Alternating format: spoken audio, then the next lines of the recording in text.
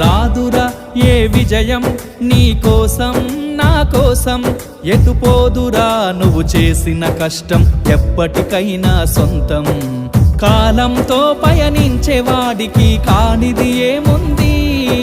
సాధనతోనే సాధ్యమవ్వునని సదాశయంతో సాగర ముందుకు రాదురా ఏ విజయం నీ కోసం నా కోసం ఎటుపోదురా నువ్వు చేసిన కష్టం ఎప్పటికైనా సొంతం